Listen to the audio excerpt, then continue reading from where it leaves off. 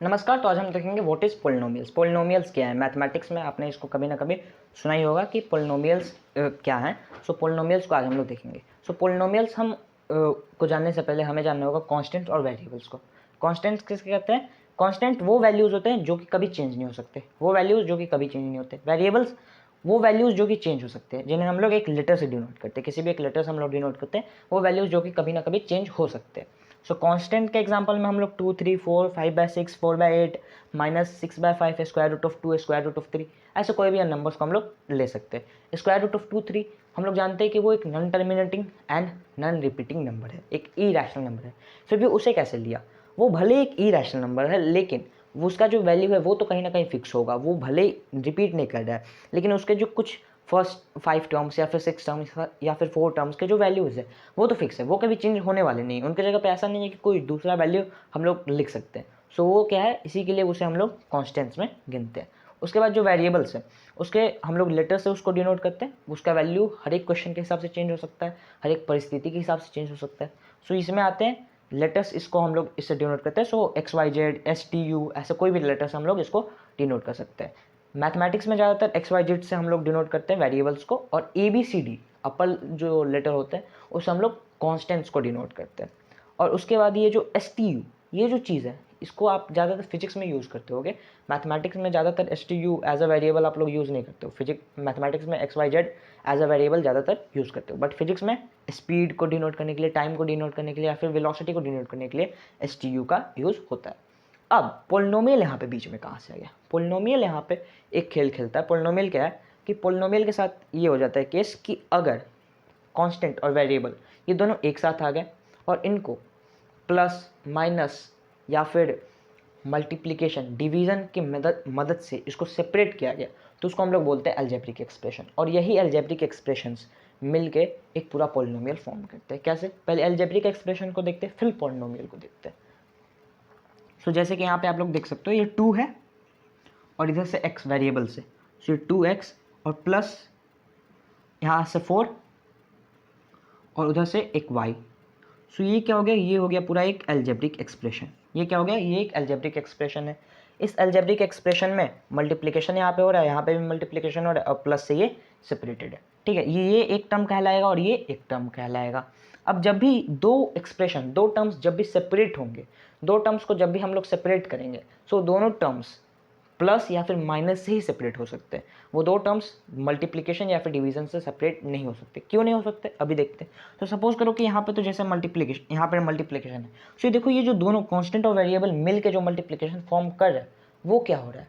वो एक्चुअली क्या है? वो एक पूरा एक फॉर्म, वो एक टर्म फॉर्म कर रहा है। ठीक है, वो क्या फॉर्म कर रहा है? वो एक पूरा टर्म फॉर्म कर रहा है, ना ही कि वो अलग से अलजेब्रिक एक्सप्रेशन ही फॉर्म कर रहा है। सो पहले से ही इसके अलावा ये कहाँ से, अगर ये यहाँ से मान लो मैं x हटा देता हूँ, सो मल्टीप्लिकेशन ऑटोमेटिकली हट गया। सो अगर मल्टीप्लिकेशन ऑटोमेटिकली हट गया, सो बचा सिर्फ 2। सो अगर सिर्फ 2 बचा तो हमारे पास क्या बचा? सिर्फ कॉन्स्टेंट। क्या बचा? सिर्फ कॉन्स्टेंट। इसी के लिए अगर अलजेब्रिक एक्सप्रेशंस होंगे, सो उस अलजेब्रिक एक्सप्रेशंस में प्लस माइनस मल्टीप्लिकेशन डिवीजन तो होंगे, बट वो जो अलग अलग टर्म्स होते हैं, जैसे कि यहाँ पे 2 टर्म्स है, ये दोनों टर्म्स प्लस या फिर माइनस से ही सेपरेट हो सकते हैं। इनको एडिशन, मल्टीप्लिकेशन, इनको से प्लस माइनस से सेपरेट कर सकते हैं। मल्टीप्लिकेशन या फिर डिवीजन से आप इसको सेपरेट नहीं कर सकते। अब पोलिनोमियल कहाँ पे आ गया? अलजेब्रिक एक्सप्रेशंस अगर इस फॉर्म में हो, जैसे कि अगर पोलिनोमियल एक्सप्रेशंस कुछ इस फॉर्म में हो, तो हम लोग उसे क्या कहते हैं? अगर अलजेब्रिक एक्सप्रेशन इस फॉर्म में, तो हम लोग कहते हैं कि ये एक पोलिनोमियल फॉर्म कर दे। इस केस में ये जो A0 A1, ये जो है A0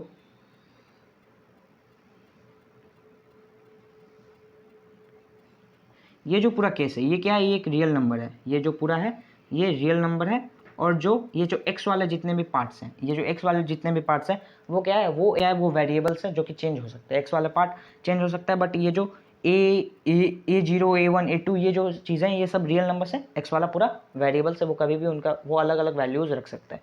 बट ये जो ऊपर 1 2 n-1 n ये जो चीज़ें, ये जो ऊपर 2 और ये फिर ये जो 1 है, इनका वैल्यू हमेशा n-1 का या फिर n का n कभी भी नेगेटिव नहीं हो सकता, नॉन नेगेटिव नहीं हो सकता, ठीक है। n ये जो है ये नॉन नेगेटिव नहीं हो सकता, मतलब जीरो हो सकता है या फिर जीरो या फिर पॉजिटिव, जीरो या फिर पॉजिटिव, इन्हीं दोनों में से कुछ एक हो सकता है। ये कभी भी नेगेटिव नहीं हो सकता। इसका जो पावर होगा, एक्सपोनेंट का जो पावर होगा, जैसे कि यहाँ पे हमने x to the power n बताया है, यहाँ पे हमने x to the power n minus one बताया।